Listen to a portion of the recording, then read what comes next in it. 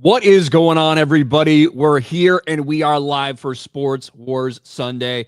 I feel like there's been a flurry of stuff coming out over the past couple days. Of course, we got the little break between maybe some big-time college football games, but nonetheless, one of the most historic traditions of all time, the Army-Navy game. And I'm sure John is just as excited as me that Navy beat Army's ass in that game. Yes, rightfully so. I caught the second half of the game. I missed the first half. Overranked Army, bunch of fucking bitches. Navy, it doesn't matter. Listen, every year we play this game on land for some reason. Doesn't seem fair to me. Yet Should be played on the sea. It should be played on the sea. Why the fuck not? Right, we see basketball games on aircraft carriers. Do a little, some sort of maybe a 7-on-7. You could figure that out. Okay, you can at least do 50 yards, maybe. Arena football. We could figure it out. We could figure it out. But no, Navy did come through. Very dominant victory. And one of the things we're going to talk about today is who showed up to that game and who didn't show up to that game. Because obviously President Trump was there, J.D. Vance was there, Elon Musk was there.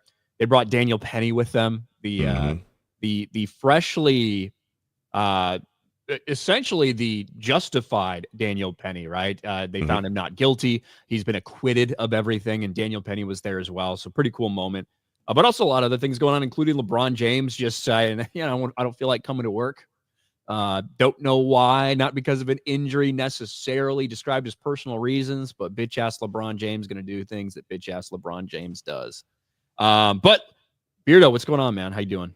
Nothing much, man. A lot of stuff to talk about, so I'm excited to be here. My boy Seth, who's been doing the Colts hype songs, the hype song videos all year. Ryan, you seen those? Yeah. That's your boy? Oh, dude. I love that kid.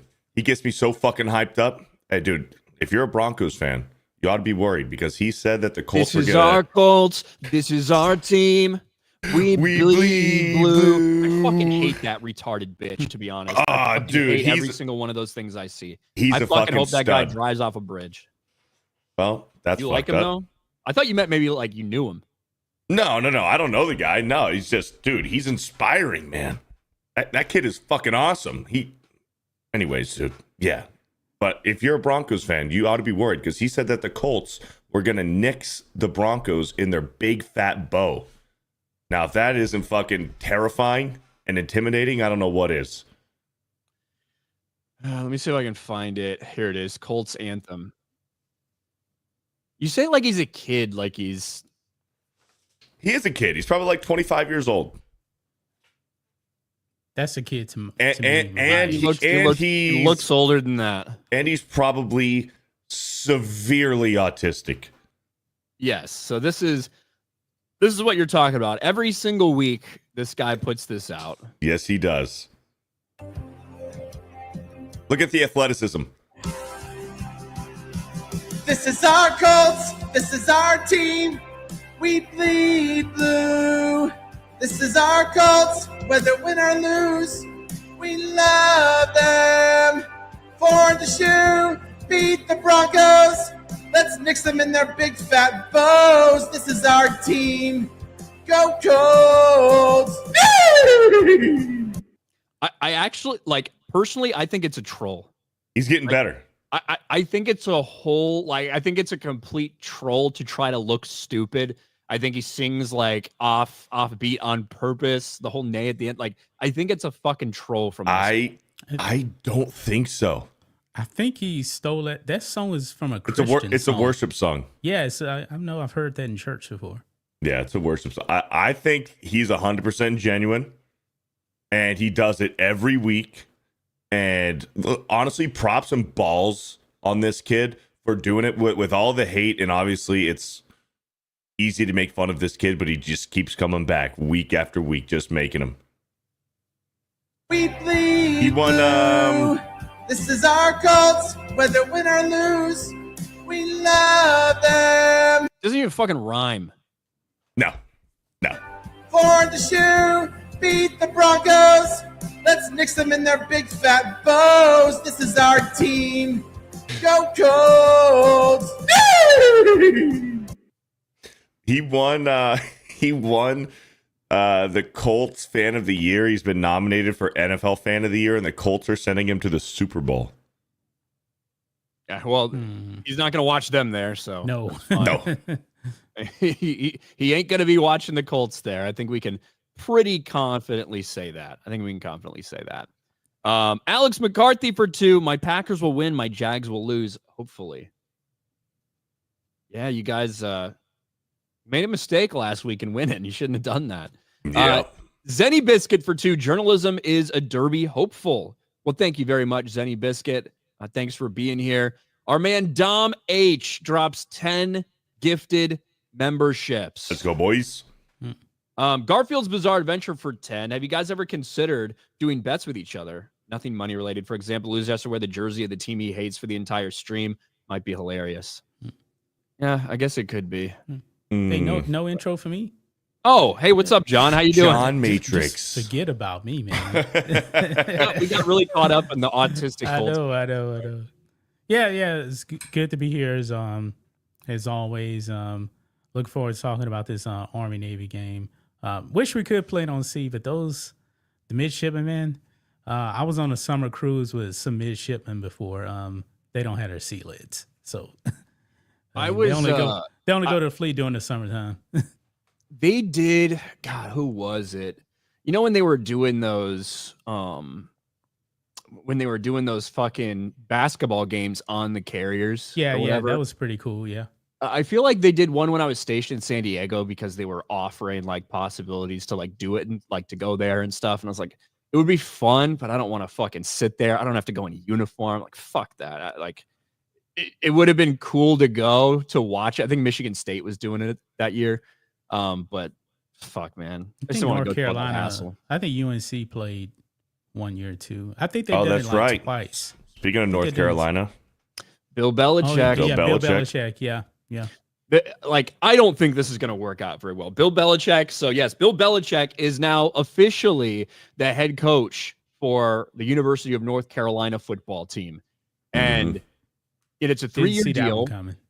Now there are opt-outs at potential spots, but I think that 20 years ago, Bill Belichick, like if he would have taken the same way that he ran the New England Patriots, right, and take that to college, I think it could have been hyper fucking successful. The problem is now that these college athletes, they don't want to be treated like college athletes. They want to be treated like professional athletes. It's so easy to just quit and fucking transfer if you're not liking this or you're not liking that. And I think it's going to be tough for Bill Belichick's style of coaching to be able to be successful in the current era of college that has been so drastically changed. You know, I think there's going to be a lot of people interested in going, but I think there's going to be a high rate of transfer from North Carolina. Yeah. Well, and it's only for 3 years. Like, that's not a long time to be a college head coach. Like, his recruits, he's barely old, though, man. Right. So I think he's 76. So by the time no. Oh, yeah, he's 72 right now, I believe. 72? I thought he was a little bit older than that. No. But Belichick's like 72. But he's not even going to see his recruits like the whole way through their college career. 3 years is not a long time, so it'll be interesting to see what happens. Yeah, but you got the transfer portal going on right now. Some school dropped out of their bowl game because so many of their players already hit the portal. So it's a different era of football right now. Could you imagine 100% is. Bill Belichick going to recruits' houses to recruit them? He'd just be like, "So you guys coming here or not? Yeah, just let me know right now." I don't really care. I don't really care if you sign. We've got a million other guys who can play, but if you want to come, maybe you got a shot. I just that's the kind of thing where I just don't. I mean, even Brady and Gronk and Edelman, they were joking about it. He was going to do it. Yeah. Just because of Belichick's personality and the way he approaches it, which I have respect for. But I don't have respect for kids that are in college now because college is not the same as college was 20 years ago. It's just fucking not. It's semi-pro, really. Yeah, when it comes to the NIL, when it comes to the transfer portal, it's just such a different world. And the one thing, and a lot of people have brought it up, at least we know that Bill Belichick can connect to the youth, considering who he's dating right now. I think he's dating like a 23 or 24-year-old. So clearly he's going to know all the lingo. He's able to connect with this younger generation. So maybe that is an advantage for him. Maybe his girlfriend knows some people, that can come to North Carolina. I don't know. Well, I also believe Michael Jordan and LT played a huge role in him going there. He said he talked to them. LT, of course, was a star at UNC as well, so they definitely played a role in him going there. Yeah, we'll see. And I mean, we'll see how long he stays. We'll see if this is something that he wants to set up for his son to take over. Who fucking knows? But Bill Belichick is back in coaching, but this will not prevent him from appearing on Manningcast or from doing his Pat McAfee show hits. He has already said that. And did you guys hear what Keyshawn Johnson said about Belichick? He better hire some black coordinators. Coaches. Oh yeah, you better hire some black people. Mm-hmm. God, fucking Belichick's cringe, resume dude. doesn't speak for itself. Too many white folks on them Patriots teams. That's the one thing they needed. They needed more black players, more black coaches. I saw this meme.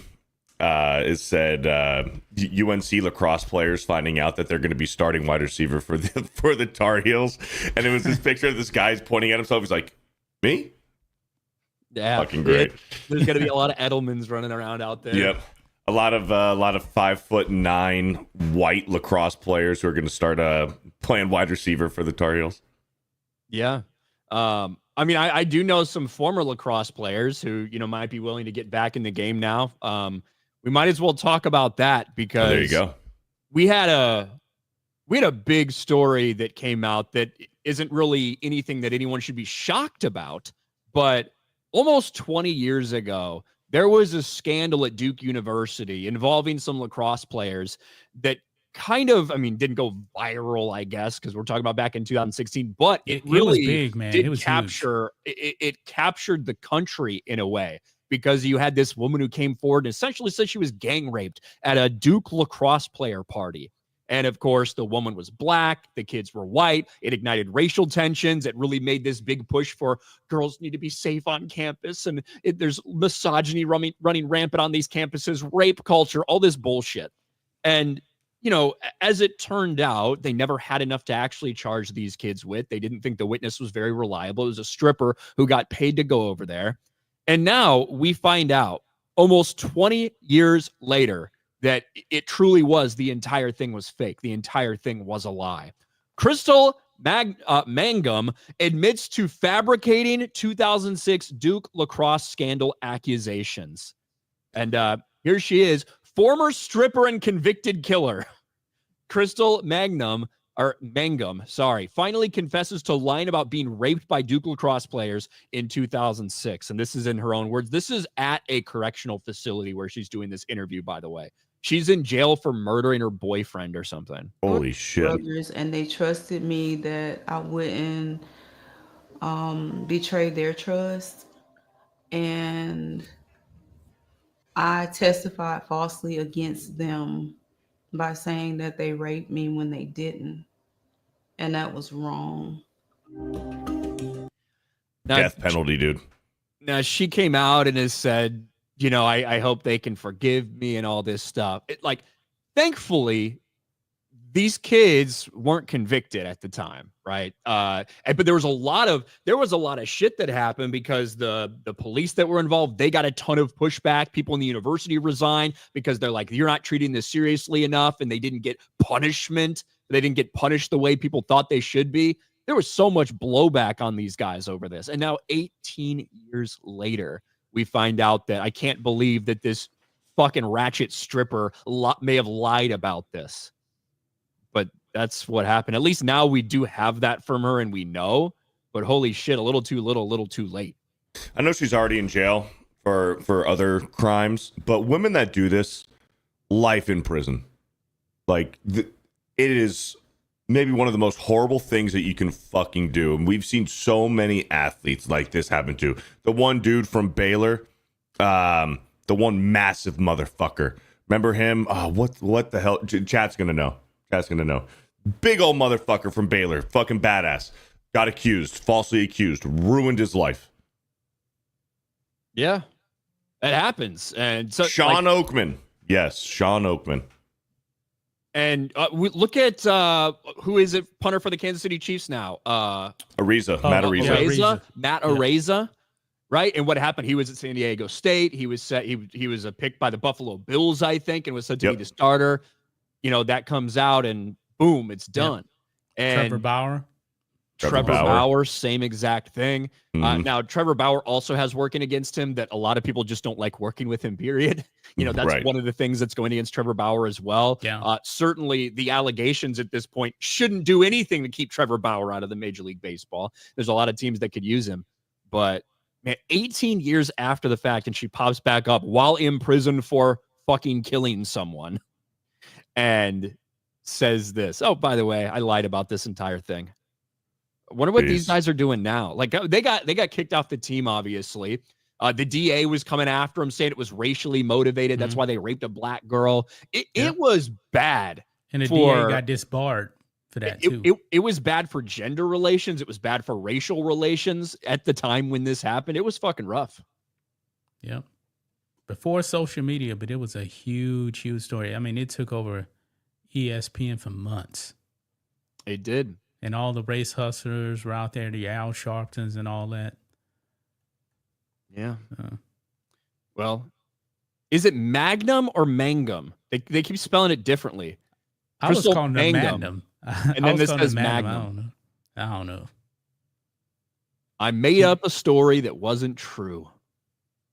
She made up the allegation because she wanted validation from people and not from God. Okay. The exotic dancer who's in prison for the second-degree murder of her boyfriend in 2013 asked the players for their forgiveness. I hope they can forgive me. I want them to know I love them. They didn't deserve that, and I hope they can forgive me. Shut the fuck up, you dumb bitch. Tried to ruin these kids' lives. Did ruin their lives. Fuck you.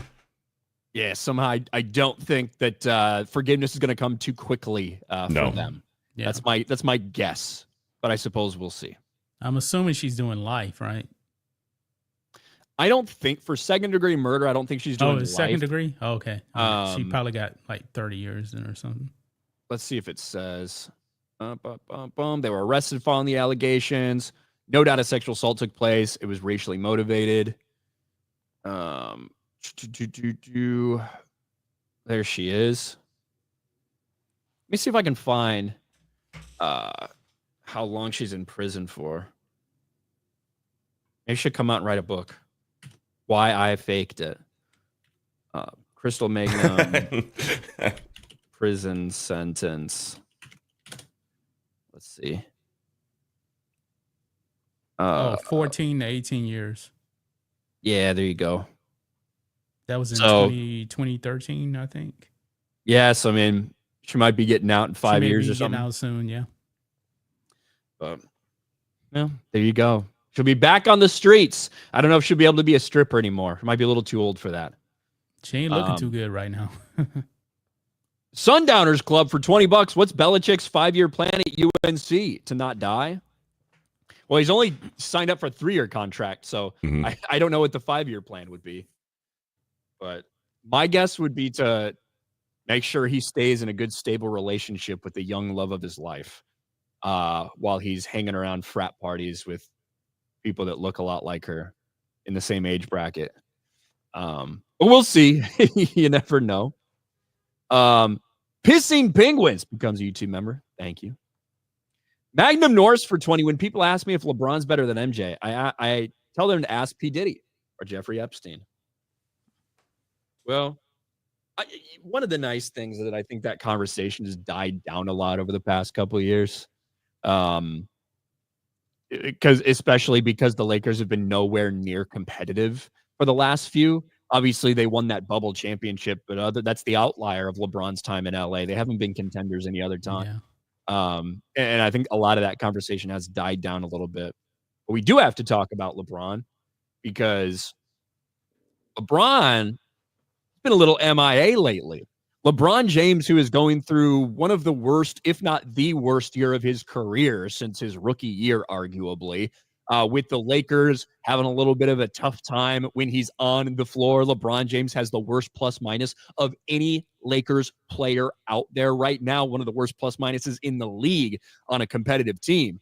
And LeBron, after all these struggles, after a 4-game stretch where he played fucking horrifically, all of a sudden we find out, oh, he's just been dealing with an injury. Didn't want to tell it to anybody. We promise. And then he misses a game for that injury, but then he doesn't show up to practice. And JJ Redick says some interesting things about LeBron James. Not that he was resting his foot, but instead that he's not with the team, that he's stepping away from the team. He was going to miss some time for personal reasons that are completely and totally undisclosed. You could have said he's rehabbing the injury. He's taking some time off for the injury, but that's not what JJ Redick said at all. LeBron James to miss some time due to personal reasons amid disappointing start to the season. LeBron James is not with the team right now, Redick told ESPN. He's out for personal reasons. Excused absence. Redick said James would take some time, suggesting his absence could stretch to several games.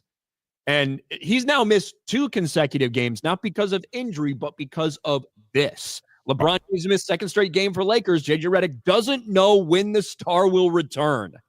Are they still in their midseason tournament, or is that over? No. The final just got set. Yeah, they're not in it anymore. And, okay. Yeah, they're playing very few games like the next week. Yeah, because of that midseason tournament. So there is a little bit of a break and stuff like that. Now, just, earlier this morning, there was an official injury report for LeBron listed as questionable for the game that takes place tonight. But I don't know if LeBron's actually going to show up or not. He's now missed 2 games due to this. And I don't know why they didn't just say he's fucking hurt. When you make up this bullshit story about him struggling because he had a foot injury, blah, blah, blah, all this bullshit, you might as well just stick to that story instead of saying mysteriously he's just not there. This is as trade rumors are circulating. This is as a lot of people in LA are ready to move away from LeBron James and trade him off for a fucking haul. But any trade that happens, LeBron wants to make sure Bronny goes with him. This thing's a fucking mess. Fuck LeBron James, though. Let's be real, man. LeBron James is a liability now. Yeah, his numbers still look good, but when he's on the court, he is probably, how can I even put this? He has the worst plus minus on the team when he's on the court. I don't want to say he's the worst player, but technically he's hurting the team more when he's actually on the court. They play better with him on the bench, with more rhythm when he's off the court. Right. I mean, he's going to be 40 here in a couple of weeks. And he's probably thinking, weighing in, do I actually want to be traded? Remember, he could have got traded last season. I believe the Lakers shut it down. This time, I'm thinking the Lakers are probably thinking, yeah, we probably better get something for this guy. Because we ain't going nowhere. And it's going to be tough if he actually, and according to the reports, if he does get traded, he wants to go to a place so they can work it out to get Bronny there too. That's pathetic, man.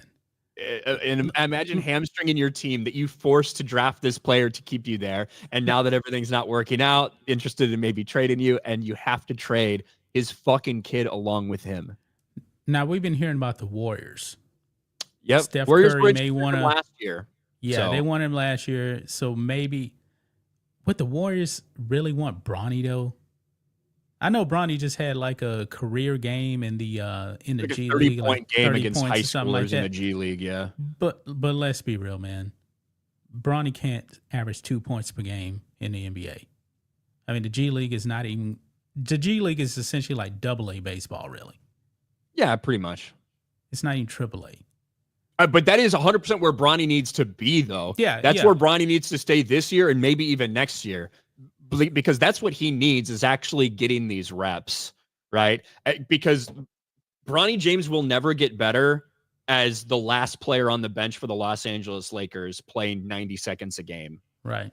Like, he'll never get better. He needs reps. Like, that's 100% what he needs, which is probably why he should have stayed in college, but absolutely why he should be in the G League. Yeah, he should be with the South Bay Lakers full time, but they're still doing this. Oh, he's only going to play. home games for the South Bay Lakers. I think he played his first road game the other day. Oh, he though. actually did play? Yeah. Yeah. Okay. So they've must moved change off that something. a little bit. Okay. But we'll see. We'll see if LeBron James shows up tonight. Mysteriously been absent. And JJ Redick very much, very much is making sure people know that this is not an injury-related absence. It's a personal reason. And, of course, a lot of people, of course, joking, throwing out there the ain't no party like a Diddy party and shit like that, right? But something's going on. So it does make people wonder whether it's because they're looking for this potential trade or whether something else is going on. Obviously, who knows? Maybe actually something bad is going on in LeBron's life that he's keeping quiet. Who fucking knows? But not looking great right now for the self-anointed king, the self-coronated king, even though nobody else considers him that. I am going to be so happy when LeBron James is no longer in the NBA. Because let's be real, man. I mean, what else is he really playing for at this point? He's all-time leading scorer. He has 4 championships. He has MVPs. He's widely regarded as, in the top 5 players of all time. So at this point, what is he really playing for? Where's he at on the total assists? He should be right up there. He's probably like top 5 for sure. Let's look. Most assists of all time NBA. I think he might even be like 3rd or something, right? Yeah. But the he's numbers, 4th. He's 4th. Yeah, the numbers So- are definitely inflated in this version of the NBA. Yeah, so look, he's never catching Stockton though. He doesn't have a fucking hope. No, Stockton played 18 years, and that guy was a assist machine. Yeah, and he actually played almost 82 games most of his years, instead of fucking LeBron. But yeah, LeBron's 4th right now. That is an impressive fucking really number. good. Like that is an incredibly impressive number from his position. Obviously, he's a very different NBA, but assist leaders all time, John Stockton, obviously, with 15,800. Chris Paul just passed Jason Kidd the other day to have the 2nd most of all time. And Chris Paul's obviously still playing. What's the 2nd most? 12,000. Oh, so he's almost way 4,000 behind John Stockton. But I was seeing if maybe LeBron could have caught up to, and I don't know how long Chris Paul is going to play. He's 800 assists behind Chris Paul. Then it goes Jason Kidd, LeBron James, Steve Nash, Mark Jackson, Magic Johnson, Oscar Robertson, Russell Westbrook at 9,600 in the top 10 all time. What's James Harden at? He should be 14th. Close. 14? Okay. 14th of all time. Look at that. Magnum Norse. I know that says Magnum, not Mangum. For $10. Al Sharpton doesn't affiliate with Diddy. He said, "Dem girls are too white and old." Man, thank you, Magnum. Made no mistake about it. Al Sharpton, he likes the white chocolate. He just can't say it.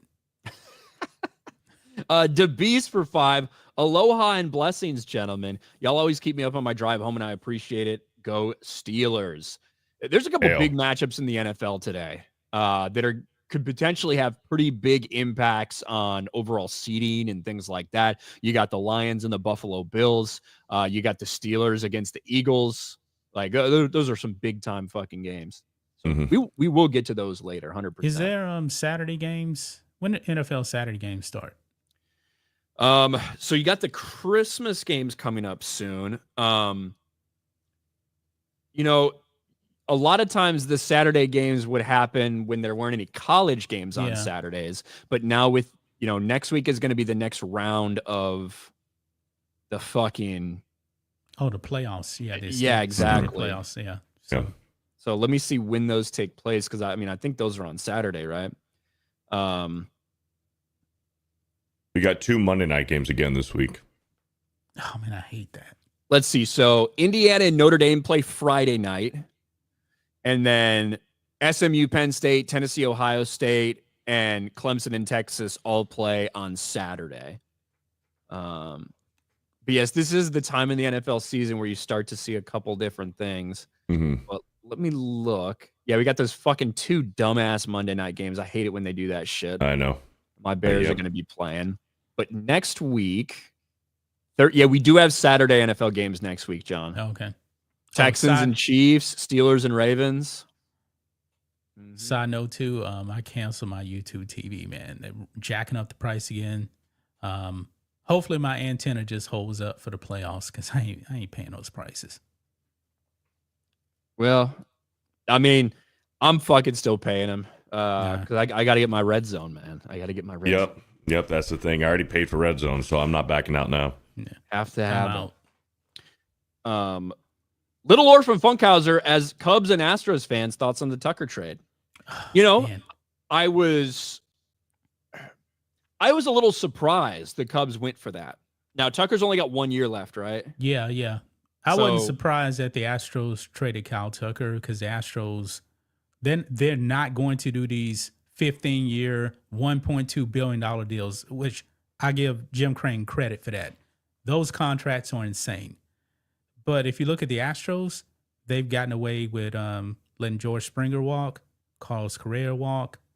And they replace him. I mean, they're just well run. I was a big Kyle Tucker fan though. But if you look at Kyle Tucker's offensive numbers this year compared to Juan Soto, they're shockingly similar. And Kyle Tucker missed a lot of games. He missed like 78 games or something like. He only played in 78 games, I believe. Yeah. But man, he was a monster batting behind Yordan Alvarez, man. Yeah, so like I'm happy with it. I'm a little surprised because to me, a 1 year rental basically on Kyle Tucker for an outfield position, I just don't know because I think, maybe win them a couple more games this year, but I don't see the Cubs as doing anything next year. Yeah. I see the Cubs as being a little bit above average team again next year. Yeah. So to me, that's the type of move where you're like, this will really take us to the next level. That's not really what I see. I think they've got a lot more concerns surrounding their pitching and things like that. But I mean, I'm excited. I like Kyle Tucker. So yeah. And Astros is still trying to sign Alex Bregman. I don't know if that's going to happen or not. I mean, it'll definitely have to be a team-friendly deal. But Alex Bregman is probably going to get a payday. But I would rather have paid Kyle Tucker over Alex Bregman. Bregman, I believe, is a little bit on the decline right now. Yeah, you guys, like the Astros, what you guys were able to do anyway. When you went on this stretch was pretty incredible because you're right. Now, did you sign some, pitchers in between there and stuff like that? Oh, yeah, they definitely got some. Certainly. But when you're talking about like the core talent base, it was pretty much all homegrown or home developed at least for the Astros. Whether you're talking about Springer, whether you're talking about Altuve, whether you're talking about Correa, Bregman, like all these guys that just kept coming from your system, basically. I was a massive Roy Oswalt fan when Dre McClain traded Roy Oswalt and Lance Berkman left. Man, I was crushed, man. That was my guys. But it worked out because we were able to get Jose Altuve, Carlos Correa, George Springer. It resurrected the Astros. So hopefully something like that happens again, man. But man, I was a big fan of the 90s and 2000s Astros with Biggio and Bagwell. And of course, those guys got old and they retired. Back when they were in the National League. Yeah, back before they ran scared because they couldn't handle playing the Cubs so many times a year. I get it. I had to fucking abandon ship, go to the worst fucking division in baseball. Well, not really, but some of the worst teams in baseball, at least. Yeah. Definitely not the worst division, unfortunately. Yeah. But, I mean, I think that I like Kyle Tucker. It'll be nice to have him for a year before he signs a fucking mega deal, I guess. He's going to get paid, man. He's going to get paid a lot. Now, does that make the Cubs free to maybe move one of their other pieces or something? Maybe. But I don't know. I don't think that's happening. Magnum Norse for 5. LeBron's personal reasons is Diddy and Jay-Z. I don't think he's a diddler, but definitely was watching. Thank you. Yeah, the Jay-Z stuff, we'll see. Obviously, I think a lot of these people surrounding Diddy are massive piles of shit. That woman just gave an interview, and some of it sounded a little Maybe conflicting. sketchy. Some of the things that she said, that happened supposedly when she was 13 years old, but we'll see what comes of it. But this is why people have been freaking out because of all these people that are connected to Diddy, knowing that this is going to blow up in their faces at some point too. But the NFL is standing by Jay-Z. Well, I don't think that in the same way that we just got done talking about a lot of other things, I don't think that just because someone comes and alleges something against you, that means that you should all of a sudden fucking lose everything. No doubt. The NFL should drop everything, right? Yeah, I mean, that was 24 years ago, and that's very, very hard to prove that something actually happened. But it ain't good when you're associated with Diddy, though. No, with as close as they were and all the stuff we're finding out about Diddy, I 100% think that there's guaranteed Jay-Z's up to something. But when it comes to this, just because somebody fucking comes forward 20 years later and drops that on you, it doesn't mean everybody should be running away. We just talked about those Duke players and all of that stuff. So certainly should people talk about it? Should people talk about it, discuss it? 100%. But that doesn't mean that all of a sudden they should lose everything because of that. Yeah. Let's see. Painting services by Steve for 5. That was a dumb Diddy comment. Dumb Diddy. Okay. Thank you. Painting services by Steve. But we need to make sure Diddy doesn't get Epstein. We want to keep that motherfucker alive. Make sure he alive. tells us everybody that's involved, then he gets his punishment. 100%.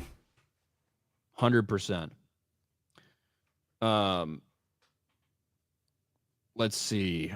Where the fuck was I? Oh, we do have to talk about something that's, a little bit sad. And that is about Randy Moss. A few weeks ago, we heard the news from Randy Moss himself that he was stepping away from his ESPN job for a period of time. He says it was a personal health challenge.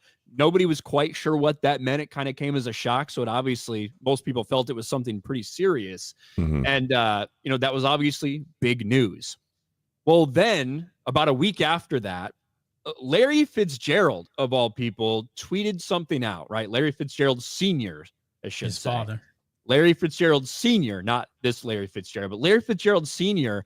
tweeted out something that apparently they heard somewhere. 66 NFF Hall of Fame ceremony here in Vegas. Just heard Vikings Hall of Famer Randy Moss has liver cancer. Let's show the power of prayer and pull Moss through this. I love you, Randy. And Randy Moss's son was not happy about that.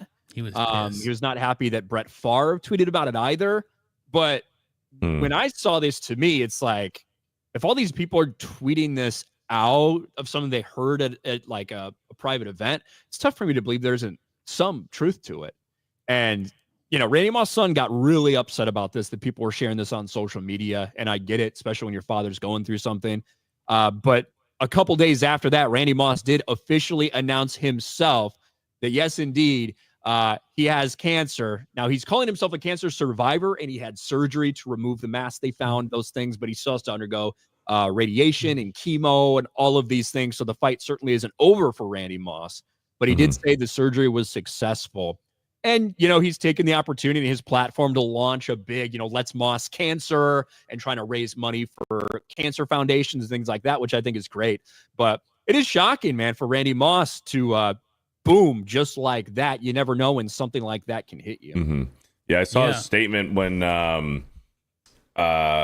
he brought sunglasses onto the set, and there were some screenshots, and the whites of his eyes were just really yellow. And I was thinking, like, man, is this liver failure from alcohol abuse? And wasn't sure what was going on. And then he said he was going to step away, and I was still worried if what was going on. Because man, once you got that liver failure from alcohol abuse, there's like no going back. Like start counting your days. But with liver cancer, it's tough, man. It's tough seeing a legend like that. Well, actually, he doesn't have liver cancer. It was bile duct cancer. So it's a bile duct. It's bile duct that exists between his pancreas and his liver. Gotcha. Is where it was found. And the way Randy Moss put it, it seems like they caught it all, but he still needs to go and have radiation and chemo Actually, one of my mom's friends, she actually has had breast cancer for the third time, and she just had surgery. And my mom said that they got it all, but she's going through chemo and radiation. So I guess kind of similar to what Randy Moss has. So I'm assuming they got it all. Yeah, and I was a little bit surprised, I guess, at how aggressively Randy Moss's son came out about it. Like this part, right, to Larry Fitzgerald's dad. This is disgusting. You have no right to try to make private matters public for the sake of engagement. I do not believe my father talks to you, so check your fucking sources, Dad Moss wrote on Tuesday. I gotta say, Larry Fitzgerald Jr. wasn't wrong. Somebody told him something. Yes, like, I think it's pretty clear that probably at this gathering of a bunch of former NFL players, they were talking about it, they were informed about it, and maybe not exactly liver cancer, but obviously cancer right next to the liver, different. And I get not wanting to make family matters public until you're ready to do so. But I did think it was crazy, him like, this is fucking disgusting that you're doing this for engagement. I felt like it was pretty much a heartfelt, hey, I just heard this. This is awful. Let's support Randy Moss type of thing. Yeah. But yeah, it's a little bit understandable as well for a son to be a little bit emotionally charged about shit like this that's going on for his dad too. So I get it. Yeah. I get it. Yeah. Randy Moss probably told somebody, they told somebody, then they told somebody, and then it got to Larry Fitzgerald Sr. So. Yep. But, best wishes for Randy Moss. He's calling himself a cancer survivor already. So I don't know if that speaks to how seriously, we should worry about going forward with him. That's why I think he meant they caught it all. That's what I'm thinking. I think so too. But obviously, if you still got to undergo chemo and radiation, you're not done yet. You're not done yet. So best wishes to Randy Moss for sure. Yep. They still did. You got mossed this morning. Because Randy said he wanted him to continue the Moss shit that he always does, the catches, the Moss catches. So that's good. Over on the Rumble side, Jose Contreras for $1. Ryan, 9-2 last week. That's fucking right. I am 125 and 60. John, 7-4, 81 and 46. I picked the Beardo, Cowboys. 8-3, 109 to 76. Cool. There you go. And Jeremy's 12-10. Fuck him. He might have the worst winning percentage, honestly. John gets for $1. Keystone Showdown today. Time to see if the Steelers measure up to a real contender, not in their division, without Pickens too. Is Pickens still out with that hamstring? Yeah, I believe George Pickens is not playing today. Doesn't bode well for him. Doesn't bode well for them for sure. But all right, where the fuck are we? We could get into that a little. Actually, we got to get to Army Navy game. Army Navy, yep.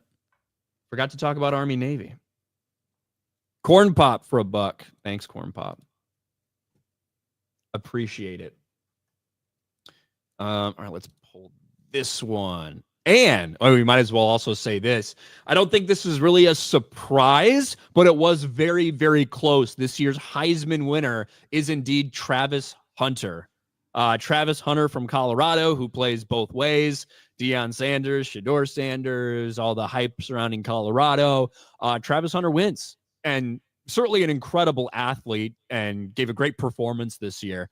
But it was very close between him and Ashton Genty. It's the closest finish we've had, I think, since the Mark Ingram Heisman Trophy winner. Travis Hunter, 2,231. Ashton Genty, 2,000 votes. Just a little over 2,000. So separated by about 200 votes. That's a very, very close margin. But you can see the vast majority of people did vote for Travis Hunter in their first place spot. Vast majority of people for Ashton Genty at the second place spot. But it was a two-man race. I don't know. What do you think about this, Beardo? You were asking me before if I thought it was a robbery or anything like that. I think it's the right decision. I think Travis Hunter earned it, especially being a two-way player. I mean, he he's had himself a hell of a time there in his tenure at Colorado. So and Genty, he's been a stud too. He's been a stud all year. But when you have a generational talent like Travis Hunter, and like you said, he's been marketing himself. He's been doing the Heisman poses on interceptions and touchdowns for the celebrations and stuff. So I think it's the right decision. But Genty had himself a hell of a year too. Just Travis Hunter was just a little bit more impressive. That to me, the biggest thing is just the approach that both of these teams and players took. Ashton Genty sounds like a super humble dude.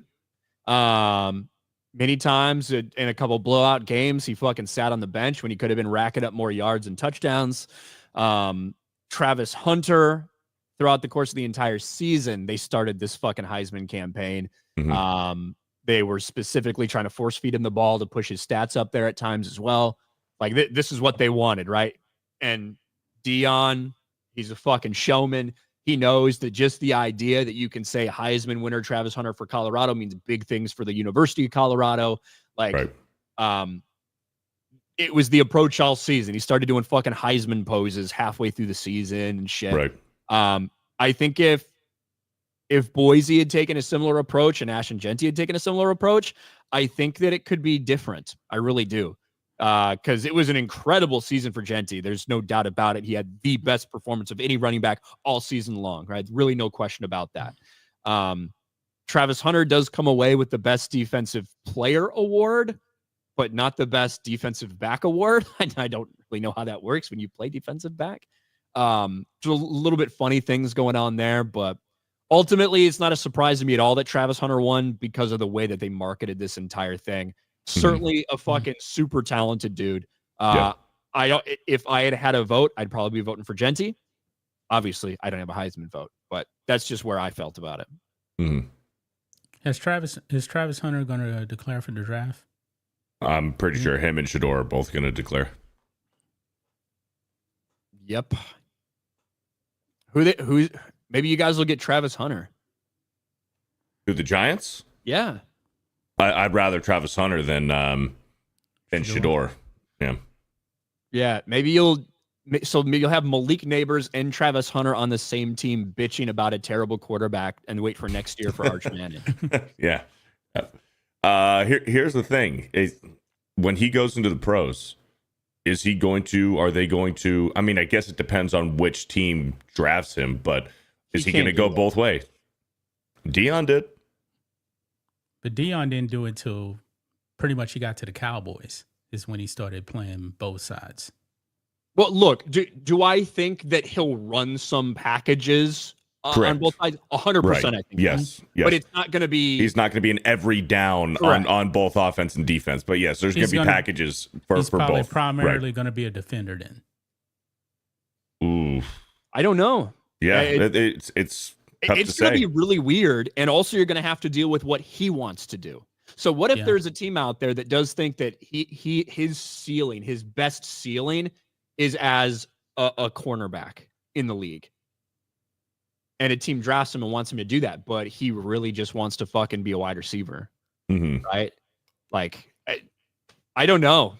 That's going to be a tough thing for any team to navigate, especially when we're in this era of college football where these guys are getting treated like fucking kings as it is, and they're already getting used to being paid all this money and all this shit and getting their way. Yeah, it's tough to say. I think he's both equally as good on offense as he is on defense.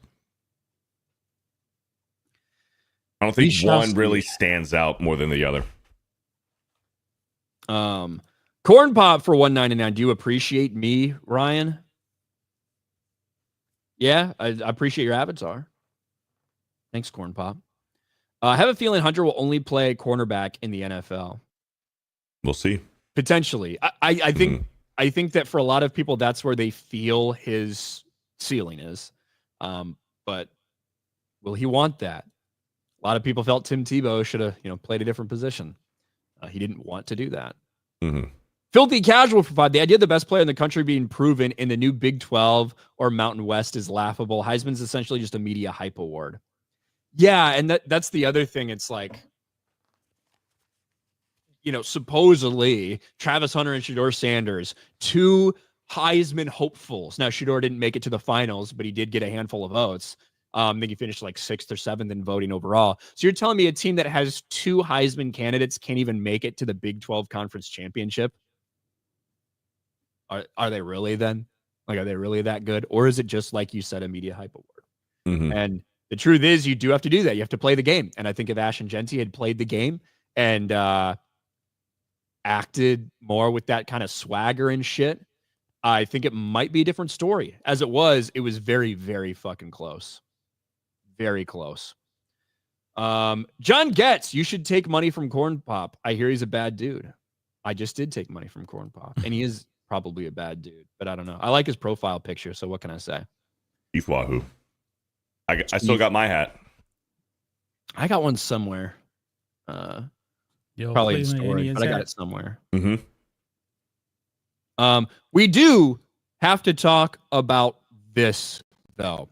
One of the greatest college football traditions that takes place, after these big conference championships, but before the big bowl games and the college football playoff, has always been and will continue to be Army versus Navy. Now, this time, Navy absolutely ran away with it, which myself, as somebody who's former Navy, John, who's former Navy, we were excited to see that. We're excited to see the midshipmen take it to Army once again.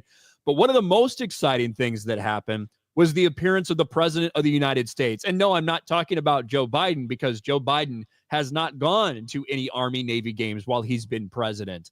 But someone did. Someone is embracing the tradition and normal people, and that is Donald J. Trump. Crowds cheers. Trump attends Army-Navy game with J.D. Vance, Elon Musk, and Daniel Penny, the freshly acquitted Daniel Penny, who was there as well.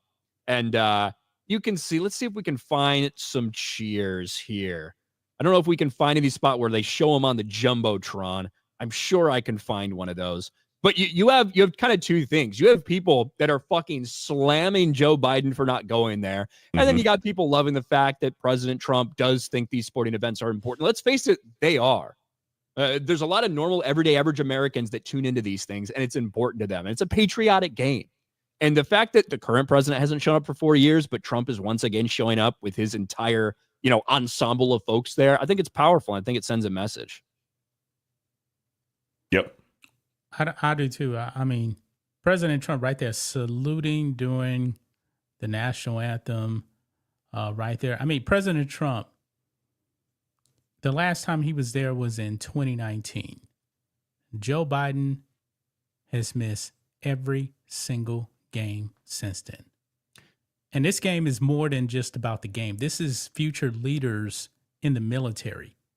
And he didn't show up. I seen some dumbasses tweet because Trump was saluting during the national anthem. It's like, oh, you shouldn't salute during the national anthem unless you're in uniform. It's like, this is the fucking president of the United States, you fucking idiot. Hey, that is his uniform. Yeah. Yes. I did want to get to that. Let's see. Trump cheer. I thought I saw one of when you could tell they showed him on the Jumbotron. Here we go. I think this might be it. This was apparently the moment when they did go ahead, and I'm sure they didn't pay too much attention to him on the whole broadcast, but they did at one point put him up there on the Jumbotron at the game with J.D. Vance. Elon Musk was there. A lot of people, obviously, but here's the reaction when they see it.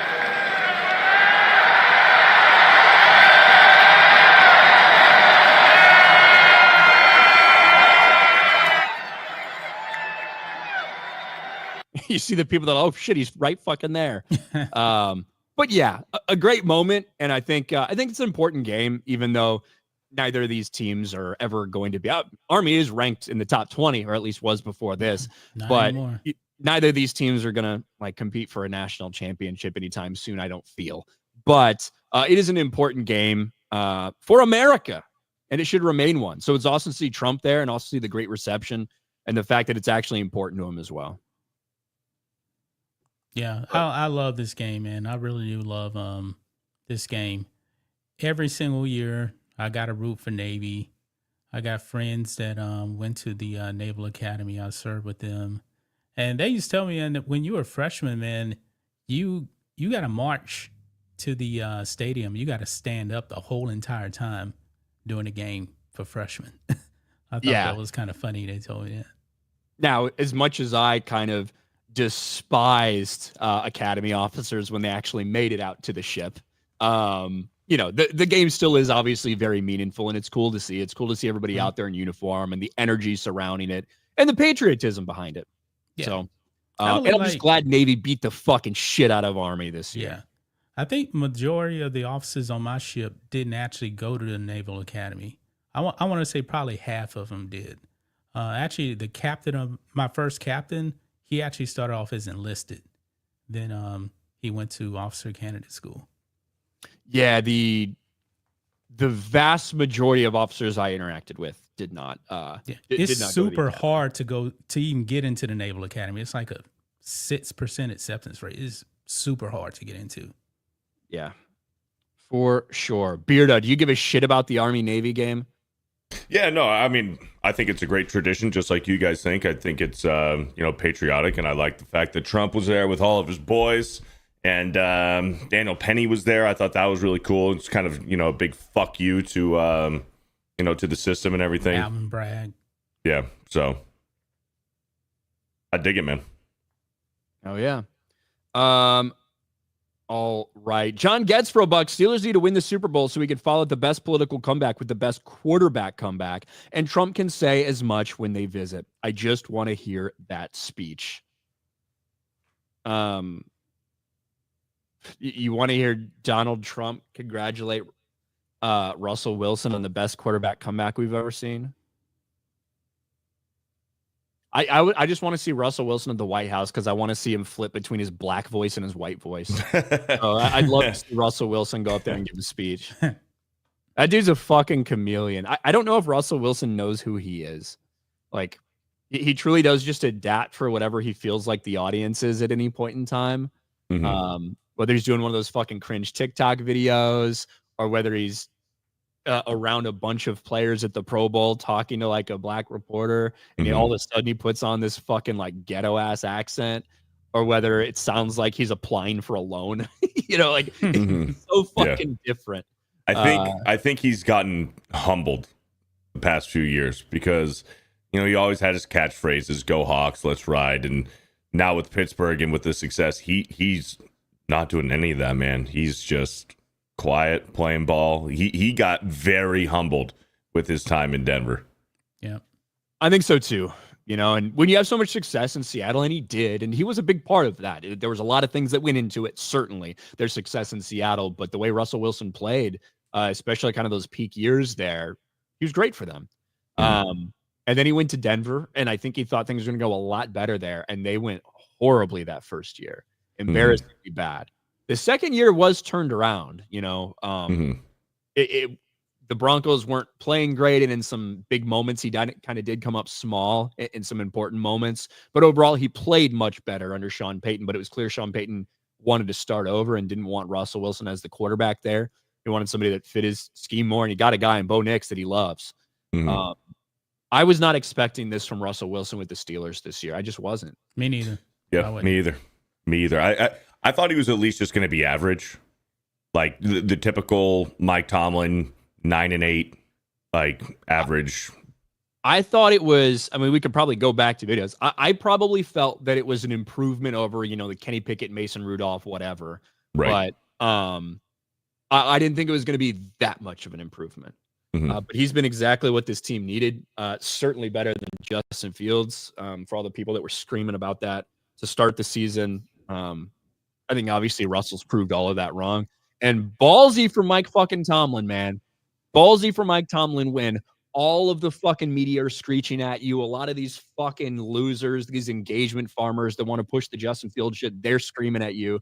And you stick to your guns and you pull Justin Fields, you put Russell Wilson in there, and it all worked out for them in every possible way. Yep. So maybe this guy knows what he's doing, I guess, after fucking 20 years. Yeah, perhaps. Maybe Maybe he knows what the fuck he's doing. But God, we've been talking for a fucking hour already. Thank you to the 1,000 people that we got here, guys. Hell yeah. We haven't even done picks yet. Yeah, I know. We got to get to these picks. I didn't know we'd be talking for a fucking hour already. We got to fly through them because... Oh, no, we're good. We're good. We got 30 minutes, so we got a little time, but we do want to make sure we get to the picks. Let's pull this up here so we can look. Now, I think bye weeks are officially over now, right? No more buys. Or week 15, right? Yeah. That's why we have two. But we have two Monday night games. Yep. No buys anymore. So first game, we'll get started. The Chiefs against the Browns. Chiefs are favored by 4.5 points at the Browns. I am once again going to be picking the Chiefs to win, but I think this is going to be a close game. Yeah. This Chiefs defense is typically played pretty damn good at home. And they're obviously at home here, but I think the Chiefs walk away with it. Some fucking a meteor hits Jameis Winston in the fucking head as he's about to run in for a touchdown. I don't know what'll happen. There'll be some crazy thing that results in the Chiefs winning the game. It is going to be raining. It's going to rain during this game. 41 degrees. Wind chill is going to make it feel like it's 28 while it's raining. That's cold. So, this morning on game, I'm going for it, man. Give me the Browns. Upset. Me too, John. Give me the Browns. This morning on Game On, I said that the Browns were going to cover that 4.5. I think they're going to fucking win. I think the Chiefs are going to drop their second game today in Cleveland. And the Chiefs are due for a loss. I was watching something, man. It was saying like, if things were reversed, the Chiefs would be like 2-11 or something like that. Well, the Chiefs this year, they're 12-1. They have not scored 30 points in any game this year. And if you look at other teams this year who haven't scored 30 points in a single game, none of them have over 3 wins. They all have 3 wins or less. Teams that have scored 30 who haven't scored 30 points. And then there's the Chiefs at 12-1. They're not impressive, man. They're not impressive. Yeah. Travis Kelce's having the worst year of his career. Patrick Mahomes maybe perhaps is also having the worst year of his career as well. Give me the fucking Browns today. I think picking the Browns to cover is a solid bet, just like I thought it was last week and the week out, or in the week before and the week before. But I'm taking the Chiefs, man. I'm taking the Chiefs to beat the Browns. Jameis Winston will throw like a fucking terrible pick 6 or some shit to seal the game. Like, it's gonna be let me set this up for you. The Browns are gonna be like up by 3, and they need to run the clock out. They need like one more first down because the Chiefs are not out of timeout. They need like one more first down to basically end the game. And they call basically like a read option or an RPO for Jameis Winston. He pulls it out and he's running. And as he's running, he sees David Njoku in the middle of the field, and he just decides, fuck it, let me throw this thing. We'll pick it up in style. And he fucking throws it. It's high, tipped by David Njoku, falls into a safety's hands, and they run it all the way back for a game-winning pick 6. That's probably going to be like the way that this game ends and the way that the Chiefs win. But at least somebody just said at least Winston's entertaining. Jameis Winston is very entertaining. Very fun to watch. Mm-hmm. Next game, Bengals-Titans. The Bengals finally coming off a win for them against the Cowboys. Because the Cowboys fucked it up at the end. Very close game. They did. Too close. Joe Burrow continues his incredible season. Jamar Chase continues his incredible season. Well, now they're going down to the Tennessee Titans, who lost last week to the Jags, I think. That's who they lost to last week, right? Mac Jones-led Jaguars fucked up their draft pick. And yes, and I'm picking the Bengals in this game. I think the Bengals do win this game.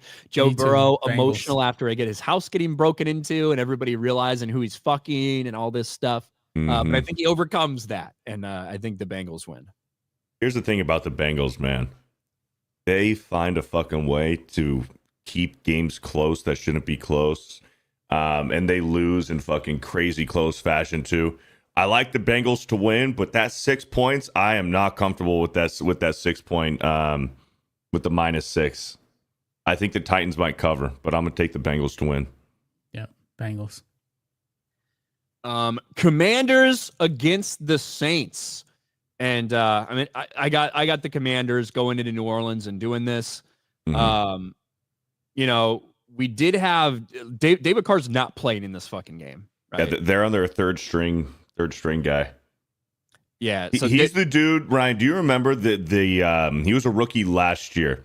The guy who's starting for them he took the really cringe, like awkward rookie pictures, and everybody was fucking roasting him because for how fucking gay he looked in his Jake Hayner. Jake Hayner. He took like some super cringe gay fucking rookie pictures for the Saints, and everyone was roasting him on the internet. That's who's starting today. Yeah, so Derek Carr obviously out. Spencer Rattler been demoted. We saw Spencer Rattler get some play earlier. What's his nuts? Tore his ACL. They're fucking Taysom Hill. Obviously tore his ACL. He's out for the season too. The only thing I'm shocked is that this spread isn't higher for Washington. I don't think New Orleans is going to be able to do much of anything, personally. Can I share my screen real quick? Yeah, sure. This is the dude who's starting for the Saints today. And this one might be even worse. Look at this.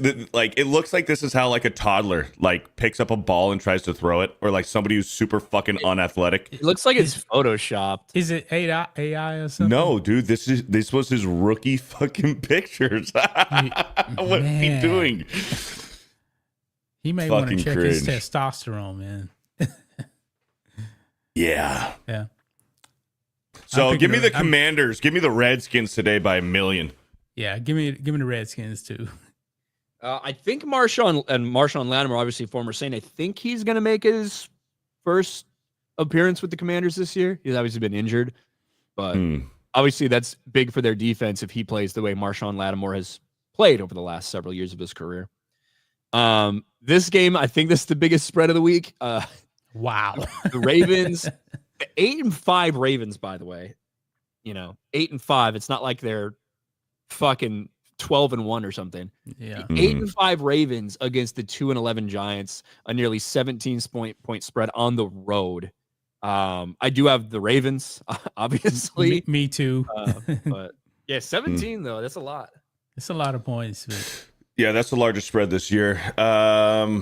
And that's a lot of fucking points, man. And Lamar Jackson isn't going to have to run around and scramble and pick up yards on his legs today. I don't think. I think he's going to be just fine. Handing the ball off to Derrick Henry and through the air. But that's still a lot of fucking points, man. I don't know. I mean, I'm picking the Ravens. I'm picking the Ravens. I don't know if the Ravens are going to cover that 16 and a half. Too many points. Yeah.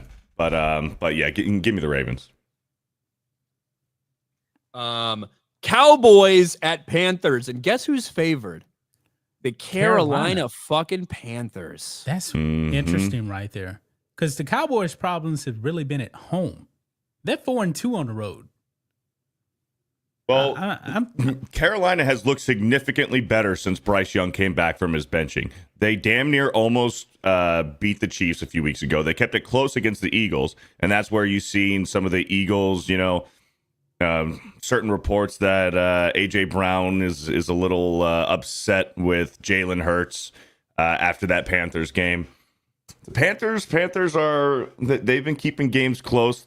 We were looking at it this morning. The last time the Panthers were favored in a football game was 2022, and Baker Mayfield was a quarterback. Wow. Man. Christian McCaffrey was still on the Panthers. Give me the Cowboys. I'm taking Carolina at home. And I think they'll cover the 2.5. I think they win by 3. I think I'm going to take Carolina as well. They've been playing so well. Chuba Hubbard doesn't fumble, and things are completely different for them. I'm taking the Panthers. Adam Thielen's been big as a return for them as well. That's been huge. Yeah, especially just what a comfort that probably is for Bryce Young to be throwing to Adam Thielen, who you really trust and who knows what to do in the right moment. But yeah, I'm taking the Panthers. Let's fucking go. Yeah. God. Look at this Gross fucking game. game. Fucking gross Jets, game. Jaguars. Jets, Jaguars. I suppose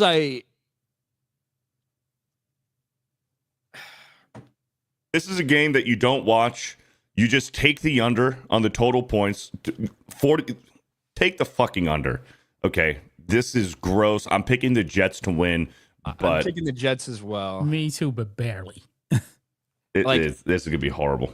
Like in theory, the Jaguars, don't have neither of these teams anything to play for in terms of playoff position. But it's almost like if the Jaguars want to lose so they get the number 1 pick, where the Jets want to win so they don't have as an embarrassing of a season. Mm-hmm. But I don't know. It's not like they haven't been motivated to win the last several games. It hasn't worked out for them. I suppose I got to go with the Jets. But God damn, what a terrible game. I'm picking the Jets, but I would not be surprised if the Jaguars win. John, did you pick? Yeah. I picked the Jets. Okay. Big game for the Dolphins here. Big game for the Dolphins. Dolphins, Texans. Mm-hmm. Look, I have been kind of fading on the Texans almost since the beginning of the year. The Dolphins don't beat teams that have winning records in general. This is at home for the Texans. They've had some struggles, certainly. But I'm taking the Texans at home because I don't believe in the Dolphins. Texans. Dolphins. Dolphins on the road. I don't have a good reason for it. That's just my gut. All right, we'll see if they can break the streak and beat a team with a winning record. That'd be impressive for them. Colts, Broncos. This is our Colts. This is our team. We're brain dead. Just because of that song, fuck that bitch, and I'm picking the Broncos. Dude, Seth is a fucking stud, dude. Fucking love that kid. Give me the Broncos. Give me the Broncos. Give me the Bo Broncos. Nix rushing. He's gonna rush for a touchdown today too. There's a prize pick right there. Bo Nix rushing touchdown. Give me the Broncos, and cover that 4.5 as well. Over under Anthony Richardson 50% completion percentage. Ooh, that should be a prop. ooh, that Under. should be. Well, here's a prop. Anthony Richardson's throwing a pick today too. Potentially, I want to see these numbers actually. Right now for the season, 47%. Ooh, Hmm. that's brutal. 47. What's the total? I Let's have see. it. I have it right here. 43.5. 43.5. I don't know, man, because the Broncos can run it up too. I'd probably stay away from the total on that game. But now we do get into some very, very interesting games. Yes. To me, Goodness, yeah. probably the two biggest of the game right back to back, or the day back to back here. Mm-hmm. Bills at the Lions. Bills coming off a loss where they scored 42 points against the Rams. Josh Allen went for 6 Josh Allen touchdowns. was Questionable insane. coaching decision at the end.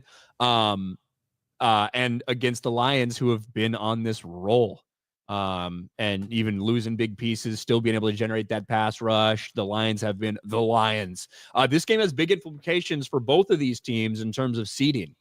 Chiefs obviously still number 1 seed in the AFC, but I think the Bills are number 2. If they can win this game, obviously, they still could potentially challenge the Chiefs down the road for that. If they don't, it pretty much makes it impossible.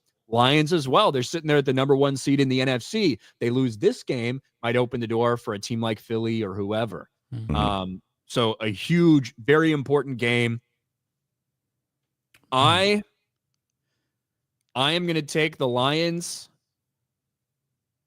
because it's at Detroit, and that's basically the only reason.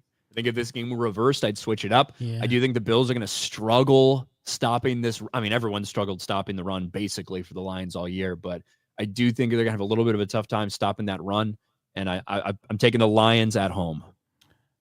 The Lions are my Super Bowl favorite overall to win, but I'm picking the Bills for a bounce back this week. I'm taking the Lions. Lions at home, a 54.5 point total. You think take the under, but I think this could be a fucking shootout. I think that both Josh Allen and Jared Goff can go over on their passing yards today. I like the Lions. I like the Lions in a pretty exciting game. Yeah, I mean, it's going to be great. This should be a lot of fucking fun to watch at the very minimum. Realistically, this could be a Super Bowl preview right here. Could be. I think this is the Super Bowl preview. Could be. It's hard to bet against either of those teams right now, which is why if this game were at Buffalo, I'd probably be picking the Buffalo Bills. But it's in Detroit. So. Yeah, that's a good point. If it were in Buffalo, yeah, I think I'd probably go with the Bills as well. And then the next game could also potentially be a Super Bowl preview, but it is at the very least an in-state rivalry game between the Pittsburgh Steelers and the Philadelphia Eagles. The Eagles, despite the fact that they have been on this, pretty big winning streak, Saquon having a hell of a year, it feels like there's more pressure and turmoil and all of these things within that locker room and with that team and the fan base than there has throughout any other point in the year. A lot of disgruntledness apparently for AJ Brown because this is now just turned into having your $60 million quarterback hand off or get his ass pushed forward 1 yard. And that seems like it's the offense at this point. But obviously the Eagles are still winning. Oh man. In this game, give me the road team, Steelers. I'm taking the Steelers as well. I would feel much more comfortable if George Pickens was playing. I think that the difference is going to be this Pittsburgh Steelers defense, and I think that they are going to do as good as anybody can in keeping Saquon contained and not letting Jalen Hurts beat them with his legs, making him throw the ball. And I think that's where he's going to have to do it. I think Jalen's going to have to throw the ball to win this game. I think the Steelers are fine with that if that ends up being the result. I'd feel much better about the pick if Pickens was playing, but I'm taking the Steelers. You guys both pick the Steelers? Yep. The last time the Steelers beat the Eagles in Philadelphia was 1965. Wow. It has been almost 60 years. I don't care about numbers. And that's going to change today. The Pittsburgh Steelers are going to win in Philly. There you go. Yeah, I hope it's a fucking great game. And I hope Nick Sirianni looks like a little bitch on the sidelines. I fucking hate that dude. I hate Nick Sirianni so much. Yep. But yeah, those are obviously the two biggest games of the week in my mind, the most important ones. Patriots Cardinals. Bro, the Cardinals fell off, didn't they? Yeah. So since Call of Duty, I know it's a meme at this point, but since Call of Duty, the Cardinals were 3-0, and they have dropped their last 3. And this weekend, actually legit, is double XP weekend for Black Ops 6. But I don't think it fucking matters. I'm picking the Cardinals at home. The Patriots fucking stink. Yeah, Cardinals. Patriots are just terrible. I'm taking the Cardinals as well. Taking the Cardinals in the game. I don't want to watch it, though. Buccaneers, Chargers. This is a tough one. Chargers. Go for it, Ryan. I like the Chargers. I like Harbaugh. I like Herbert. I like Ladd McConkey. Herbert's banged I like all up. this stuff. But you know who else I like? Baker fucking Mayfield. I really like Baker fucking Mayfield. And I think on the road in, a stadium that they're renting doesn't actually belong to the Chargers. I think the Buccaneers come away with the victory here. I think that the Chargers, there's something wrong with this offensive game. They have no explosive plays. They've obviously had to turn out some great performances from some guys, and J.K. Dobbins has been playing really well and stuff like that. But I'm taking the Tampa Bay Buccaneers. I think they're going to beat them by a touchdown. Now, Justin Herbert's a little banged up right now, but the thing about Justin Herbert is it kind of reminds me of Ben Roethlisberger a little bit. When Justin Herbert's banged up, that's when he plays his best football. But I like the Bucs, man. I like the Bucs. Here's a prop for you guys, if you guys can find it. Quentin Johnston under on his receptions today. That dude can't fucking he can't catch a cold, man. He can't catch, man. He can't catch. Bucs are going to go into LA and win. Yeah, that's the thing. And this offense looks entirely different if Quentin Johnston actually makes 90% of those catches that are kind of thrown in its lap. But it doesn't happen, and they miss out on some big plays, and they get behind the sticks. So yeah, I'm taking the Bucs. Yep. And then tonight, the Packers and the Seahawks. Man, how many interceptions might get thrown in this game? I know. You got Geno, you got Jordan Love. Both of them have been known to throw one up a time or two, usually once a game. Obviously a big game for both of these teams. I'm taking the Packers. I think the Packers are a better team than the Seahawks, but it is on the road, and you never know. Jordan Love might end up throwing a pick six, but I'm taking the Packers. I'm taking the Packers too. Field goal game though. I'm also taking the Packers. Xavier McKinney on defense, he's like an interception factory. And, Geno Smith loves throwing interceptions. So Geno Smith might throw 2 or 3 picks today. And Xavier McKinney is going to get one of them. Give me the Packers. Plus, the Seahawks stink at home this year. They're 3-4. Now, I swear to God, I feel like I've only picked a Seahawks game right like twice all year. I feel like whenever I pick them to lose, they win. Whenever I pick them to win, they lose. So who knows if that trend will continue here. And now on Monday, we've got 2 games. Terrible. My Chicago Bears against the Minnesota Vikings. Man, it seems like we just fucking played them because we did just fucking play them. But here it is again. It's at the Vikings. I'm taking the Vikings in this game. Easily. That's really all I need to say. 43.5 point total. I think the Vikings might score 40 of those 43.5. Give me the Vikings in a blowout. Kind of surprised it's only 7 points. But yeah, 7-point spread. Falcons Raiders later on that night on ESPN. The games are gonna be going on at the same fucking time. Keep in mind, big implications in this game. This is a Desmond Ridder revenge game. It is a Desmond Ridder revenge game, and it's also very important for the Falcons. Like they need to win. They have to win, and now it's against the Raiders, so you hope you can. But I do think the Falcons come away with the victory in the game. Me too, Falcons. Those picks for Kirk. Yeah, well, Kirk Cousins in the last 4 games hasn't thrown a touchdown, and he's also thrown 8 picks in the last 4 games. Plus, they were embarrassed last week by Minnesota. I think that this could be a Kirk Cousins fuck you day, and I think that the Falcons are going to win. Yeah, like look at this. These are your last 4 games. 8 interceptions, no touchdowns for Kirk. Yep. I think Kirk can pop off tomorrow night.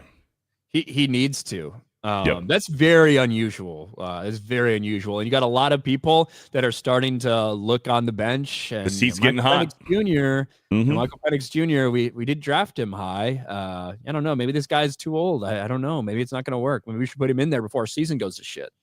Yes, see what you got. Yeah, the seat's getting hot under Kirk Cousins there. There has been a lot of fan outcry for Michael Penix. So it really has. And that's all of them. We should talk briefly about the game on Thursday, just because it is, important for playoff implications and things like that. The Rams and the Niners, both teams in this fight in this crowded NFC West. The Rams win against the San Francisco 49ers in a game. I don't think the game featured any touchdowns. I think it was all field goals. Correct. Yeah. But the 49ers are basically done. Like that's it for them. Sitting there at 6-8. Like a 1% chance maybe of making the playoffs if everything goes right. But holy shit, what a disappointing season for the San Francisco 49ers. Not at all what we expected it to be. Injuries have played a part in it, but Deebo Samuels looks like absolute dog shit. You got defensive players who are just quitting in the middle of the game because Greenlaw comes back from injury, takes over his starting role again, and when he wanted to go out for a breather, the guy he took over for is like, fuck this, and walks off, says, I'm done.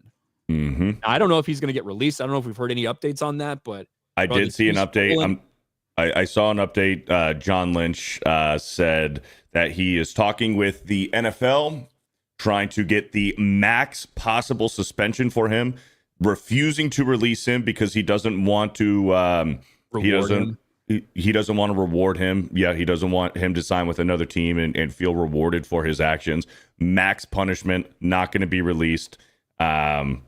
So John Lynch is fucking pissed, and rightfully so. Dude fucking pulled an Antonio Brown on Thursday.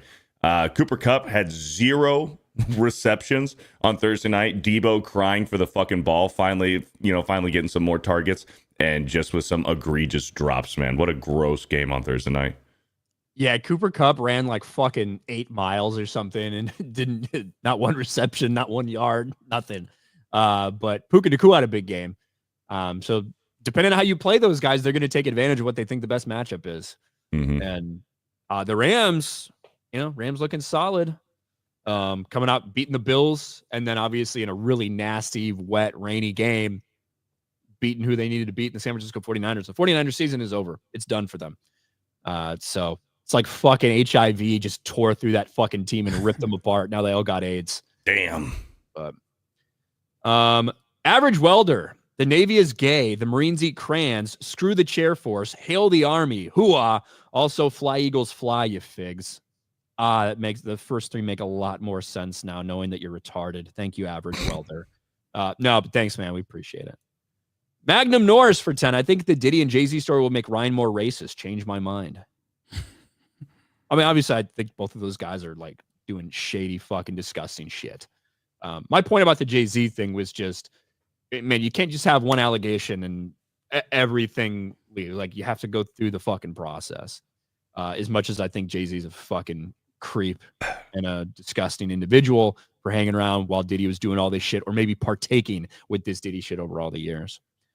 Taker for 5. I know you got my Seahawks over Green Bay. 4-game winning streak. There's a 70s Godzilla movie with a giant robot character named Jet Jaguar. That's cool. Like, I always end up picking against them, Taker, so you know how it is. Beardo always fucking picks against them, period. But against the Seahawks? Yeah. Yeah, fuck them. I did pick against them today. And I think their uniforms are gay. You don't like their uniforms? Nah, they're fucking gay. Let's see. John gets for a buck. No, he's the Kamala of quarterbacks. No, LOL. Tomlin can shut that dumb shit down. Are you talking about what Russell Wilson says?